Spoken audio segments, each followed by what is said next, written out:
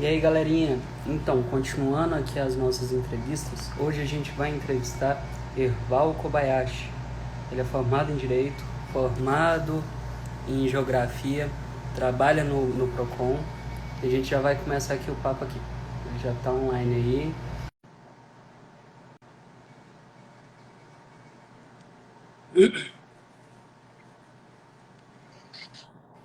Boa noite, Erval. Tudo jóia? Boa noite, Mano Prado. Tudo bom?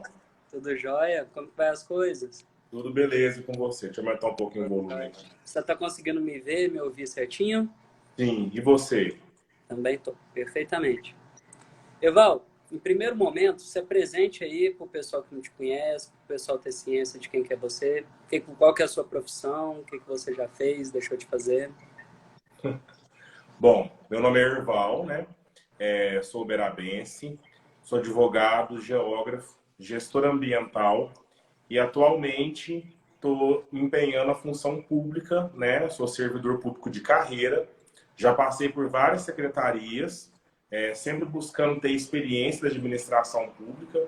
Meu último órgão foi o Procon, onde eu atuei bastante tempo, né? Foi ao longo de 7 anos, consegui assim realizar mesmo uma profissão, que é o direito. E né, nessa gestão eu tive um convite, né, para me ir primeiramente para a Secretaria de Desenvolvimento Social. Então eu saí do Procon, fui para o Desenvolvimento Social em janeiro já, no primeiro dia do mandato eu já fui para o Desenvolvimento Social, que hoje fica lá onde era o Fórum Antigo, lá na Lauro Borges. E recentemente eu fui nomeado secretário adjunto da pasta. Perfeito. Eval, nessa quarentena, com esse corona e tudo mais, está tendo menos demanda, o serviço está sendo mais tranquilo. Como que está sendo o serviço ativo lá no Procon? Olha, o Procon ele parou naquele começo da pandemia e aí teve um acúmulo de reclamações e posteriormente teve a criação de um agendamento para ser atendido. Então, assim, o Procon era um local que a gente atendia cerca de 60, 70 pessoas diariamente. E nós diminuímos isso para 30, 40 pessoas no máximo. Porque tem que ter o agendamento fixo, né, com o horário onde a gente não deixa aglomerar as pessoas na recepção e tem que fazer higienização de todos os equipamentos após o atendimento. Então, assim, acredito eu que está tendo um congestionamento de reclamações por conta do Covid, né? Por mais que as pessoas estejam comprando menos, a gente percebe que também as empresas estão oferecendo menos ferramentas de solução. Então, um saque mais demorado, uma assistência técnica que não tem o seu corpo completo, porque deve ter pessoas em rodízio, pessoas afastadas, e tudo isso vai refletindo, né, na relação de consumo, sem falar nas questões financeiras, né? Que o brasileiro perdeu renda nos últimos anos, isso, nos últimos meses, aliás, e isso, consequentemente, vem aí contribuindo para o endividamento, o atraso de contas, e também tudo isso, né, deságua no PROCON com o endividamento do consumidor. Uhum. Eval, impossível a gente não falar. Você, na última eleição, você participou, infelizmente não foi eleito, mas qual foi o intuito de você ter sido candidato? O que te inspirou você ser candidato? Quais eram as pautas que você carregava, que você carrega, né, até hoje, espero? E o que você acredita que deva melhorar e o poder executivo da nossa cidade possa fazer e optar por fazer? O executivo ou o legislativo, o que você acha? Os dois, o Os dois? executivo e o legislativo. Tá, certo. Porque também, por exemplo, você apoiou muito, a sua chapa pelo menos apoiou o Eli. Você acredita que ele também seria um melhor caminho do que a Elisa? Ou não? Ou a questão partidária não interferiu nos seus ideais? Olha, particularmente, eu não apoiei ninguém no primeiro turno. Eu estava no Podemos, por uma questão partidária, foi alinhado com o Eli Andrade, né? Mas ele possui uma ideologia que não bate com a minha. Eu estava ali pelo grupo, né? Um grupo que me convidou, que a gente fez formação política, que a gente tinha uma linguagem muito técnica, que não era aquela coisa assim, do vamos ver o que vai dar, pessoas preparadas e que se ajudavam. E isso me fortalecia, né, como candidato. Mas a mensagem que eu queria passar, né, e como candidato, era uma mensagem de possibilidade. A gente vê muitas pessoas insatisfeitas com o atual cenário político e acham-se, né, inúmeras críticas e soluções para todos os problemas. Mas então, né, vamos participar. Se a gente tem as soluções, se a gente tem a boa índole, se a gente tem vontade, vamos todo mundo participar, vamos melhorar o sistema democrático, vamos aperfeiçoar a democracia, vamos conseguir amadurecer a sociedade. Só assim que a gente vai conseguir chegar num caminho melhor. Então, a minha candidatura veio com esse viés. Logicamente que a gente queria ganhar, mas ganhar seria uma consequência. Porque eu quis fazer uma campanha onde a minha campanha por si só trouxesse uma mensagem. A minha mensagem ela poderia vir com o mandato, mas ela não se resumiria só no mandato. Ela tinha que vir com a campanha. E eu acho que eu consegui isso muito bem pelas redes sociais. Uma campanha que não foi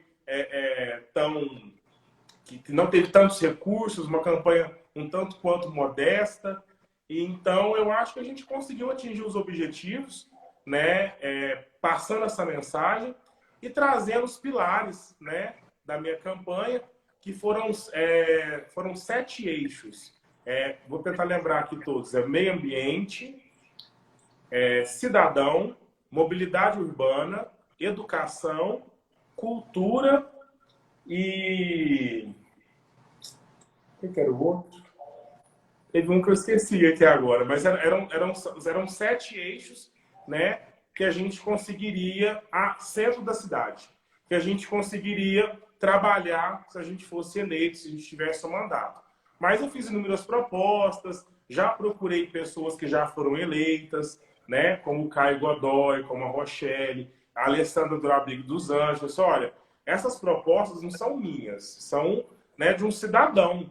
Então, eu queria que, se vocês tivessem a possibilidade de colocá-las em prática, podem ficar à vontade, vocês têm minha participação, porque são pessoas que eu confio, né, para poder fazer algo. E, como eu disse, a minha participação não poderia se resumir só a um mandato. Ela tem que ser de maneira efetiva ao longo do tempo. Então, tentei ter esse bom senso, né, de como cidadão mesmo. Perfeito, Eval. E você vendo todos os candidatos que foram eleitos, você teve um olhar de esperança por ter mudado muita gente? Você acredita que não? Teve muita gente que foi injustiçada e precisava ter um pouquinho mais de espaço ali, acabou não tendo, porque naquela reta final ali, aquela mensagem que todos estavam fazendo contra os candidatos que ali estavam, estava muito grande, né? Tipo, vamos renovar, vamos fazer diferente.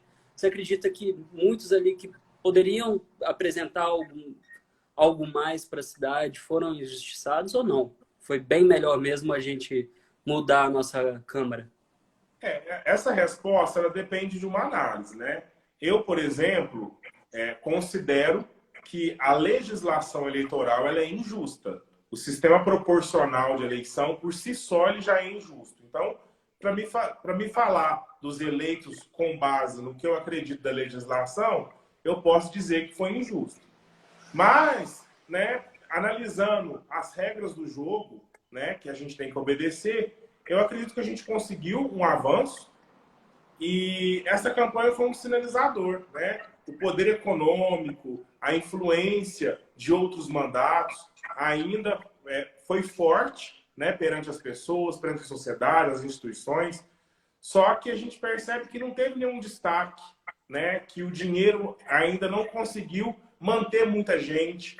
Então, isso eu acho que é um sinal e eu sou muito otimista. Eu acredito que a gente está avançando e renovações sempre são interessantes, independente de qual lado, independente do que aconteça, né? Igual eu sou um crítico ao atual presidente, mas acredito que o que a gente está vivendo hoje seja um momento propício para a gente refletir no que a gente tinha, o que a gente tem a possibilidade de ter. E quando a gente não passou por esse momento amargo, a gente não conseguiu fazer essa reflexão. O Brasil, né, na minha opinião, é um país muito jovem e todo jovem faz aquela extravagância, né? Sai para curtir com os amigos, bebe demais. Aí o Brasil voltou meio resfriado disso tudo e o atual presidente é um remédio amargo que a gente é obrigado a tomar para a gente curar desses caminhos aí mal escolhidos. Val, já emenda aí a pergunta aí, responde pra gente aí. O que você acha sobre o presidente, sobre o governador e sobre a nossa atual prefeita? É difícil fazer uma avaliação. Não, pode, assim, né? pode alfinetar. Em relação ao presidente, eu tenho as minhas críticas, que não são poucas, né? Acredito que a pessoa dele não tem o perfil de estadista. A gente precisa de uma pessoa que consiga dialogar com o mercado, que consiga fazer um pronunciamento, que consiga acalmar, né, bolsa, atender empresários e também conseguir entender que os planos, não só econômicos, são essenciais para o Brasil. Os projetos sociais também fazem parte disso tudo. Então, a gente precisa de uma pessoa que permeia ali entre o meio termo de Fernando Henrique Cardoso e Lula, na minha opinião. Alguém que pensa a respeito do tripé econômico, que consiga atingir meta de inflação e que, ao mesmo tempo, consiga ter um olhar crítico aos projetos sociais e não deixar isso acabar. E não atender exclusivamente aos interesses, né, de empresários, da iniciativa privada, como a gente vem percebendo. Em relação ao governador, eu tenho um pouco não é que eu posso dizer assim, eu tenho um pouco não é problema para dizer alguma coisa dele, mas a gente entende que a situação mineira já não era tão favorável, né? E não era do último mandato do Pimentel, isso já vinha aí de Aécio Neves. Então, a gente percebe que ele tem até a boa intenção de arrumar a casa, mas a situação mineira é tão complicada que ele não consegue fazer, né, o dever de casa e ainda conseguir cumprir com essas obrigações passadas. Mas, levando em consideração tudo isso, eu acho que ele está levando, né, razoavelmente o seu mandato. Em relação à prefeita Elisa, eu acho que é muito cedo para fazer uma avaliação geral do governo. São muitas mudanças, muitas rupturas que foram feitas e rupturas necessárias, porque vinham, né, de pessoas que estavam no comando de determinadas pastas há muito tempo, era sempre aquele mesmo rodízio, e ela fez essa ruptura. Então, como qualquer mudança, isso vai trazer alguns transtornos, mas acredito que com a boa fé, com a boa vontade que ela tem e com a equipe técnica que ela está buscando construir, ela vai conseguir se destacar ao longo dos 4 anos. Val, você já tentou ser deputado estadual, né? Não. Não? Não. Você foi filiado do PV, não foi? Não, fui da Rede. Da Rede, junto com o Fabrício, não foi? Hã? Junto com o Fabrício, não foi? Foi, Fabrício. Então, e aí, quando você foi no Rede, você não tentou ser deputado estadual? Não, eu saí como vice-prefeito. Vice-prefeito? Vice-prefeito. Vice-prefeito de quem? Do D, da Só Faróis e Latarias. Legal. Mas foi o seguinte, a questão aconteceu o seguinte, eu ia sair candidato a vereador e foi justamente no ano que mudou a legislação eleitoral e aí tinha que construir uma chapa completa de vereadores e pela questão eleitoral a Rede não conseguia lançar, né, uma quantidade de vereadores para mim sair candidato. Então a gente buscou a aproximação de outro partido para a gente fazer a dobradinha e possibilitar outros candidatos. E aí nessa dobradinha, para as negociações para a gente sair, o D e eu nós nos alinhamos para me ser vice dele e tal. Mas foi uma coisa meio assim, no susto. Eu não tinha o projeto de ser vice-prefeito. Meu projeto era ser candidato a vereador. E por isso que eu saí candidato a vereador agora, porque era minha vontade de ter feito isso antes e acabou para me atender o interesse do grupo, o grupo poder participar como candidato. Eu acabei assumindo a majoritária aí como vice. Você teve melhor experiência, no seu ver, tentando ser vice-prefeito ou tentando ser vereador? Sem sombra de dúvidas, vereador. Vereador? O que você considera como uma coisa assim, nossa, isso aqui foi legal, isso aqui eu achei muito massa, eu ter colocado isso aqui, o pessoal me ouvir, entender essa mensagem. E casado com isso, o que você colocou isso como totalmente negativo? Tipo, uma má interpretação de alguém, ou alguma coisa que você tenha visto na política que você ficou assim, nossa, isso aqui é uma coisa que noja. Olha, uma coisa que positivamente da minha campanha, que várias pessoas me cobram até hoje, e eu tento fazer isso, mas a gente não tem mais o tempo, né? E nem aquela empolgação toda para fazer isso de forma cotidiana, né? Que é a fotografia e a descrição dos imóveis da cidade, que eu fiz durante alguns meses aí, mostrando para o uberabense a cidade de Uberaba, contando a história da arquitetura, a história dos imóveis, a história das igrejas, dos espaços públicos. Então, isso foi uma coisa que eu gostei demais, foi muito aceito. Muita gente me manda mensagem em inbox, falando que está com saudade, deu para me postar mais coisas, que gostava de conhecer a cidade pelo meu olhar. E eu mostrei para essas pessoas lugares que, tipo assim, que é de livre acesso a todas as pessoas, e as pessoas não conheciam, como, por exemplo, o Museu de Arte Decorativa, o MADA, né? Como, por exemplo, o Museu do Colégio Nossa Senhora das Dores, que é dentro da Capela, Museu da Capela. Eu fazia essas visitas nesses lugares. Não, sensacional, um dos melhores museus de Uberaba. E consegui fazer isso e as pessoas, né, se interessarem pela cultura, se interessarem pela nossa história. E isso é muito importante para nós. Nós só vamos conseguir avançar politicamente se nós sabemos de onde nós viemos, para onde nós vamos, né? Então, esse resgate histórico nessa pandemia deu um ar de nostalgia e, ao mesmo tempo, de enriquecimento histórico. Foi bastante produtivo, foi o que mais me animou durante a minha campanha. Depois teve as propostas, que o pessoal também engajou bastante, gostou. Agora, negativamente,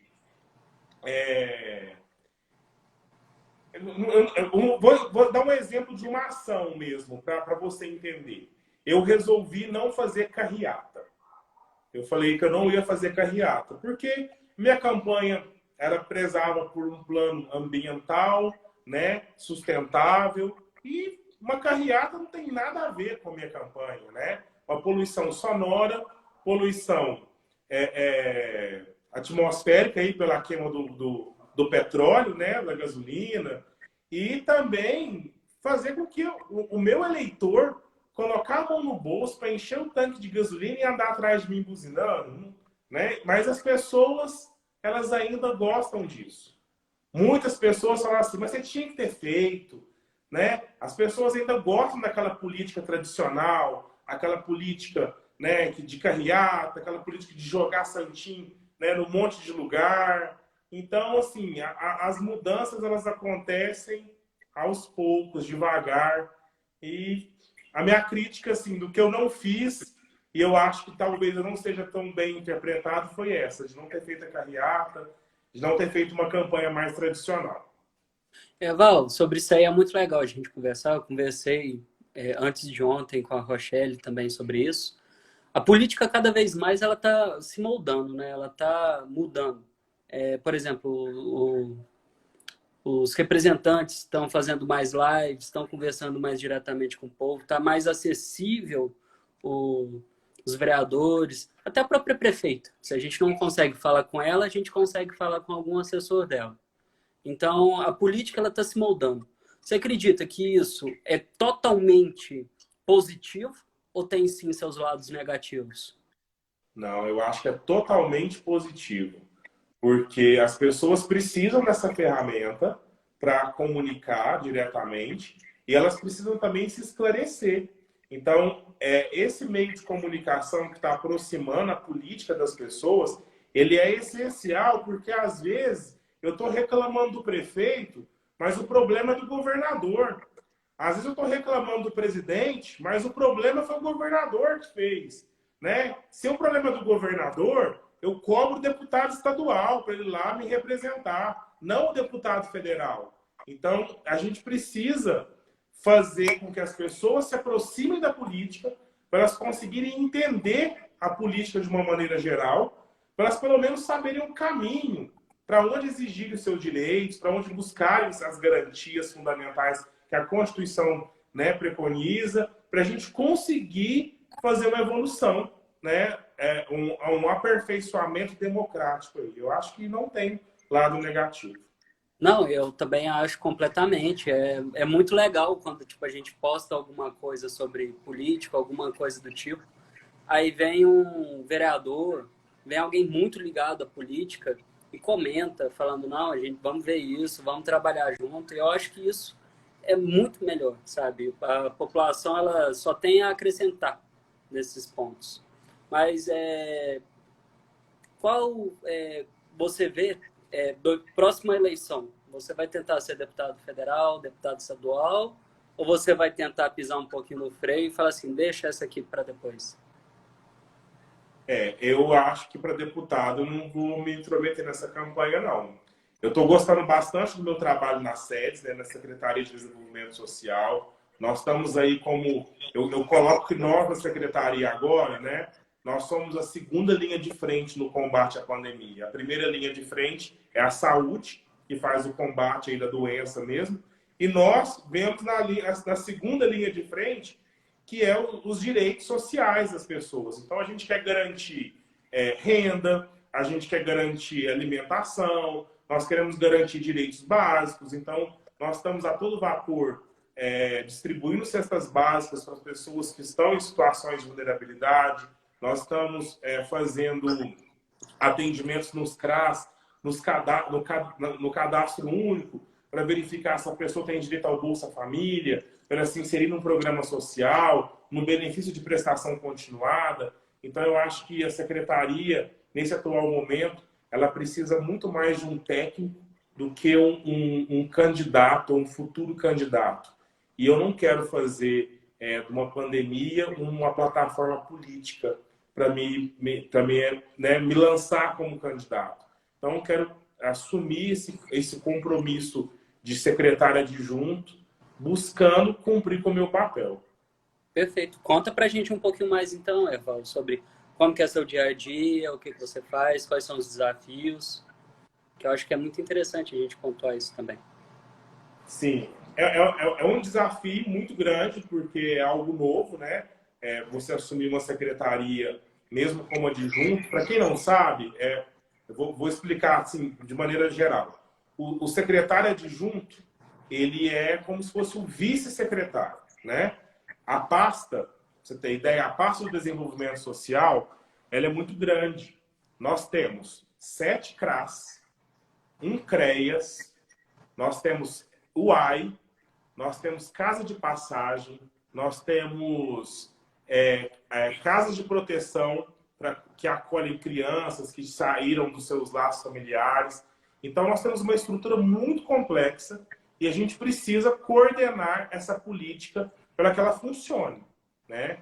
Nós pegamos uma secretaria um pouco sucateada, nós temos falta de equipamentos, nós temos falta de estrutura, a gente já está fazendo reformas de CRAS que estavam quase caindo e atendendo as demandas dos servidores, buscando, né, conseguir essa confiança do servidor para ele conseguir fazer seu trabalho técnico. Então, ele precisa de um ambiente adequado, com os instrumentos de trabalho, e a gente está buscando fazer isso. Lógico que não é do dia para a noite, mas se for analisar que nós estamos aí há menos de 3 meses na secretaria, a gente já conseguiu fazer a reforma de 2 CRAS, já estamos partindo para o 3º CRAS com a reforma, além de conseguir buscar equipamentos para que eles consigam fazer o seu trabalho.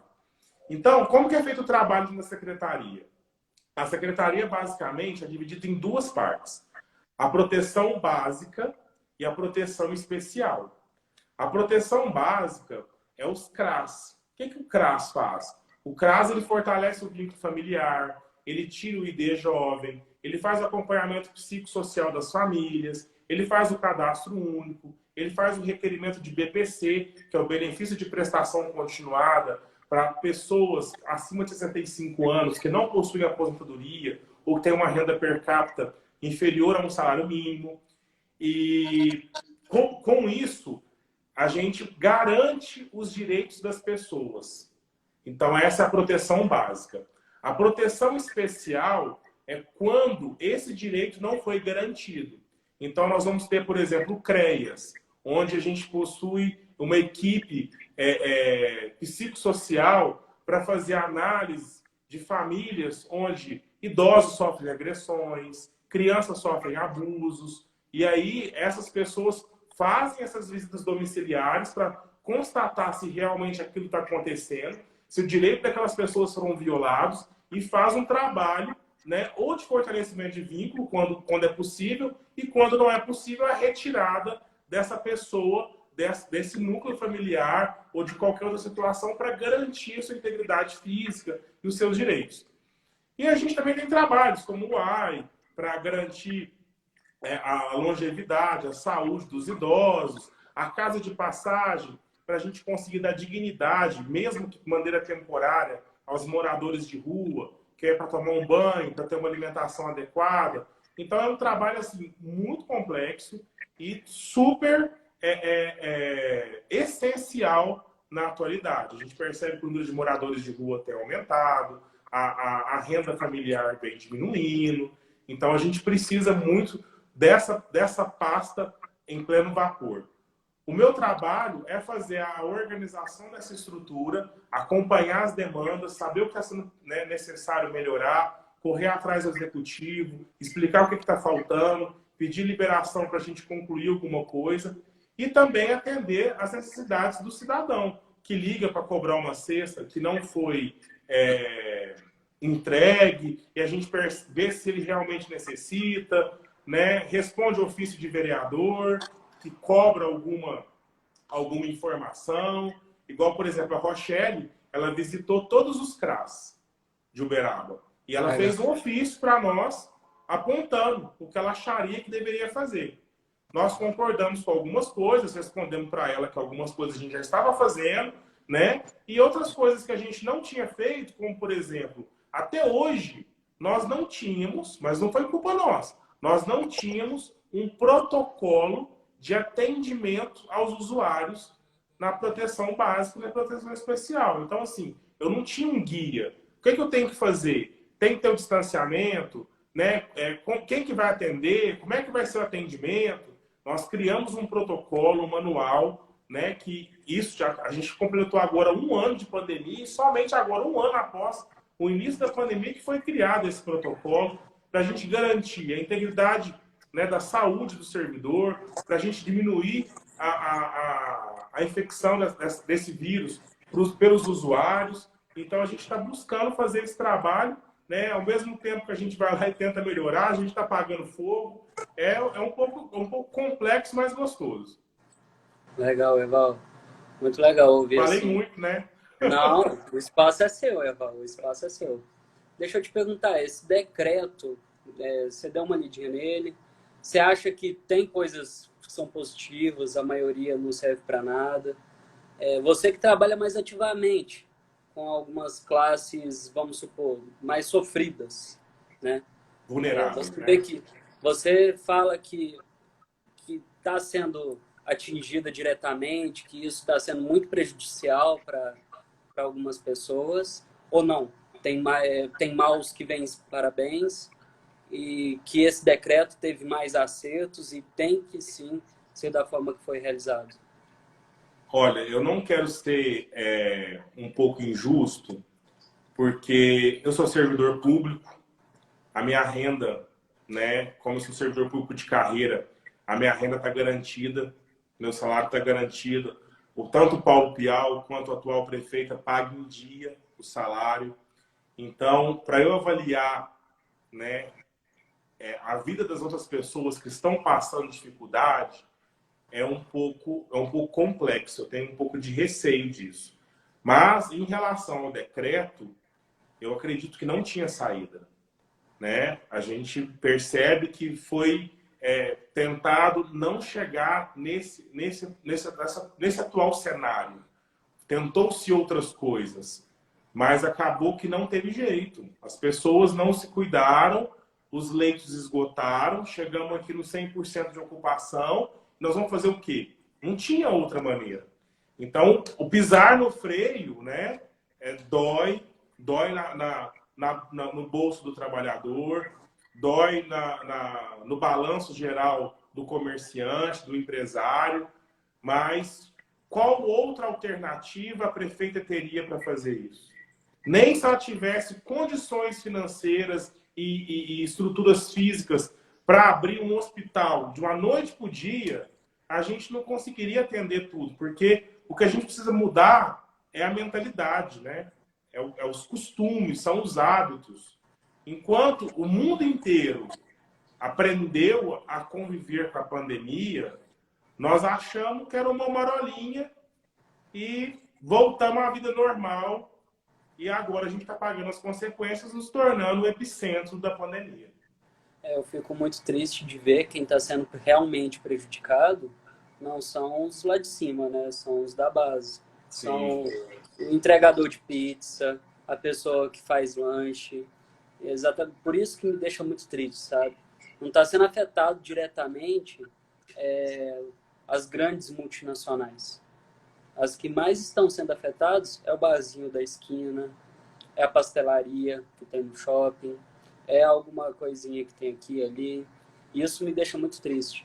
E por ter essa limitação de 8 horas não poder funcionar para nada, quem que, por exemplo, vai comer um lanche 7 horas da noite, 6 horas da noite? Então acaba tendo isso. Eu morava ali próximo ali da Cândida Mendonça Bilharinho, sabe? Ele chegando ali no Terminal Oeste. Ali tinha um lanchinho. Passei ali hoje e vi que eles não estão funcionando. Eu fico muito triste, ali perto de uma garagem de carro ali? Eu fico muito triste de ver que eles não estão funcionando, sabe? São pessoas que, quando eu tinha a minha distribuidora de bebida, eu conversava diariamente com eles e muito triste fico de saber que eles não estão trabalhando. Porque eles abriam 6 horas da noite. Funcionar das 6 às 8 é melhor não funcionar. Então, é muito triste por ver dessa forma como vai funcionar o mercado. E é muito triste também ver que, por mais que o decreto seja rígido, ele não está sendo ativamente positivo, porque os números só aumentam, as mortes só aumentam, e junto com isso vem fome, vem desemprego, vem a miséria. E o que me deixa mais triste ainda é ver que muitas pessoas fecham os olhos como se nada tivesse acontecendo. Isso é uma situação complexa, né, Antônio? É difícil fazer essa análise, porque eu me coloco no lugar do executivo, né, do atual prefeito, do vice-prefeito, e como que a gente faz? Né? A gente garante a vida ou a gente garante, né, a condição de trabalho? São duas coisas que pesam bastante na balança. Então, o Poder Executivo ele tem que estar bem certo das ações que ele deseja implementar. E mais do que isso, para a gente conseguir corrigir esses erros ou conseguir corrigir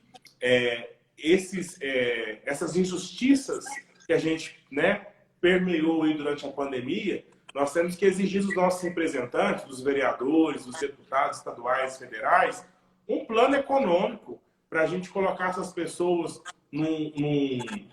numa desoneração tributária, para a gente conseguir colocar essas pessoas numa linha de crédito favorável, para elas conseguirem adimplir com seus débitos que foram gerados pela pandemia, para a gente, pelo menos, garantir o meio de sobrevivência dessas pessoas. Então, por mais que o atual cenário seja difícil, vamos garantir a vida. Vamos garantir que essa pessoa sobreviva. Essa pessoa sobrevivendo, a gente vem depois e garante, né, com esses projetos, a continuidade da vida dela. Eu acho que tem que seguir mais ou menos essa ordem. Seria, no meu ver, pelo menos, não sei se você concorda ou discorda, o mínimo seria a volta do auxílio emergencial, sabe? Para garantir, pelo menos, que muitos ali tenha o mínimo fôlego para tentar continuar mantendo um lugar funcionando, que seja ganhando menos e tudo mais. E eu não vejo essa vontade ativa nem do governo federal, nem do estadual, muito menos do municipal. Eu acho... Pode Pode falar? concluir, Pode desculpa. falar, pode falar. Eu acho um pouco difícil e um pouco injusto, né, exigir esse auxílio do governo municipal. O governo municipal aí na repartição é a parte que menos recebe esses repasses. O governo estadual mineiro, né, em especial, se encontra aí em questões de dívidas, parcelamentos que já foram feitos aí por conta de más gestões passadas. Então, acredito que o ente federativo mais favorável para fazer isso de maneira geral, justa e nacional seria o governo federal. Eu acredito que a gente poderia conseguir ser mais criterioso nesse auxílio. Eu, na época que o auxílio foi pago, até o final do ano, eu estava no PROCON e a gente acompanhava o pagamento dos auxílios na Caixa Econômica Federal, porque eram pagos em espécie. Muita gente não queria pelo Caixa Tem, não queria pagar pelo aplicativo, queria fazer o saque em espécie. Eles organizavam por data de nascimento para ir na agência no final de semana. E o PROCON fazia plantão para garantir a integridade dos consumidores, para garantir que as pessoas idosas, deficientes, sejam atendidas prioritariamente. E a gente percebia que tinha muita gente ali que eu mesmo conhecia, que era universitário, que era estagiário, que estava lá recebendo auxílio emergencial e ele nunca tinha trabalhado. Enquanto que, às vezes, um trabalhador que teve a sua renda comprometida teve o auxílio negado. Então, a gente precisa cobrar dos governantes o auxílio, mas a gente precisa também cobrar da sociedade amadurecimento. As pessoas têm que Honestidade, entender, né? né, que se eu estou pegando algo que eu não preciso, eu estou atrapalhando alguém que precisa pegar. E é esse sentimento de coletividade que falta no nosso país. Concordo plenamente. Eval, você está mais feliz trabalhando na sua profissão atual ou você tem saudade lá da época do PROCON e acha que lá o seu nome... Porque muita gente te conhece da época do PROCON. Isso é impossível a gente não falar, sabe? Muita gente quando fala Eval, fala PROCON. É até associado os dois nomes quando a gente joga nas redes sociais, sabe? Qual você coloca que é melhor para o seu nome, para a sua profissão, para a sua pessoa?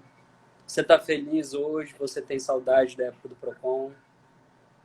Olha, eu acredito que a vida é feita de oportunidades. Quando eu tive a oportunidade de estar no PROCON, eu entrei de cabeça e eu até chego até a me emocionar. Porque até hoje, assim, foi o lugar que eu trabalhei, que eu mais amei trabalhar. Lá, para mim, não era trabalho. Lá, para mim, era assim, era uma missão, sabe? Eu tinha prazer de estar ali, prazer de resolver o problema das pessoas, de conseguir achar uma saída para um consumidor que estava endividado, para a gente conseguir um desconto para ele fazer o pagamento no cartão, ou para a gente arrumar aquele computador que veio errado. Então, assim, aquela felicidade cotidiana de solução de problemas me alimentava. E aquilo me deixava muito feliz. E até fiquei um pouco triste quando me pediram para me sair da secretaria, né? Sair do PROCON e ir para a Secretaria de Desenvolvimento Social. Só que hoje eu sinto que o meu desafio é muito maior. Então, saudades do PROCON eu sempre vou ter. Mas hoje eu estou feliz, estou me sentindo realizado e estou sentindo que eu tenho um desafio enorme e que, às vezes, o brilho do olhar de um cidadão, o atendimento que vai ser realizado dentro de um CRAS, dentro de um AI, nessas visitas que eu for fazer nessas instituições, vão conseguir fazer essa recompensa que o PROCON fazia e eu vou estar satisfeito tanto quanto lá. Val, a última pergunta aqui que eu quero te fazer é a respeito do... Porque muita gente fala aí que só os serviços essenciais que pode ultrapassar das 8 horas. Você, a sua pessoa, o que você considera como essencial? Igreja é essencial? Nunca, nunca. Essa é a única crítica ao decreto. Mas a gente tem que entender que a gente possui uma bancada evangélica forte, né? Que tem seus representantes, e isso contribui para que o decreto atenda essa solicitação. Então, assim, democraticamente por representação é compreensível, mas aos católicos, apostólicos romanos, aos crentes, aos que acreditam em alguma coisa, meu Deus, reza na sua casa, não precisa aglomerar em lugar nenhum, Deus está em todos os lugares ao mesmo tempo. Faz pode online. Ficar... A gente não está conversando aqui, eu da minha casa, você da sua, tá dando tudo certo. Então, a gente pode até fazer por videoconferência, mas não precisa aglomerar, gente.